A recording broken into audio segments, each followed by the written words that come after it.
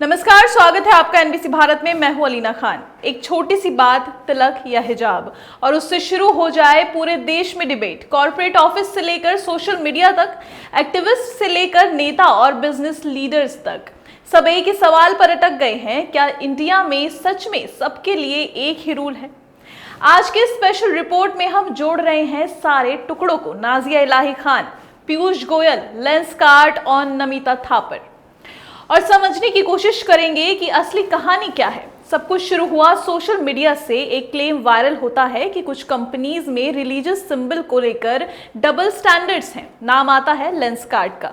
कुछ लोग कहते हैं ये बायस है, कुछ कहते हैं ये सिर्फ प्रोपेगेंडा या मिसअंडरस्टैंडिंग है। लेकिन एक बात पक्की है, ये छोटी सी बात एक बड़ी आग बन गई। इस कंट्रोवर्सी में सबसे ज्यादा चर्चा में आई नाजिया इलाही खान। उन्होंने सीधा सवाल उठाया, अगर एक सिंबल अलाउड है तो दूसरा क्यों नहीं? उनका कहना था या तो सब अलाउड हो या फिर किसी को भी स्पेशल ट्रीटमेंट ना मिले। उनके बाद ने लोगों को दो हिस्सों में बांट दिया, सपोर्ट और ऑपोजिशन।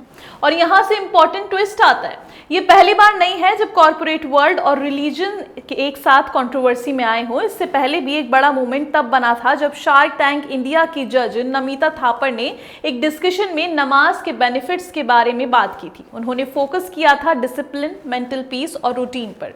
लेकिन उस वक्त भी सोशल मीडिया दो हिस्सों में बंट गया था। कुछ लोगों ने इसे पॉजिटिव पर्सपेक्टिव कहा तो कुछ ने इसे अननेसेसरी रिलीजियस पुश बता दिया और उन्हें सोशल मीडिया पर गाली तक दी। यानी पैटर्न क्लियर है, जब भी रिलीजन और कॉर्पोरेट स्पेस एक लाइन में आते हैं, कंट्रोवर्सी ऑलमोस्ट तय होती है। जब इशू बड़ा होता है तो पॉलिटिक्स का आना भी तय हो जाता है। यहाँ बात आती है पीयूष गोयल की। उनका फोकस हमेशा एक चीज पर रहता है, फेयरनेस और ट्रांसपेरेंसी। यानी कंपनीज को ऐसा रूल बनाना चाहिए जो सबके लिए एक जैसा हो, ना किसी को ज्यादा ना किसी को कम। अब सवाल सिर्फ पॉलिटिक्स का नहीं था, कॉर्पोरेट वर्ल्ड भी इसमें घुस गया था। नमिता थापर जैसे लीडर्स बार बार एक बात बोलते हैं, कंपनी का एनवायरनमेंट फेयर और रिस्पेक्टफुल होना चाहिए। लेकिन प्रॉब्लम यही है, फेयर का मतलब हर किसी के लिए अलग होता है। किसी के लिए फ्रीडम तो किसी के लिए डिसिप्लिन।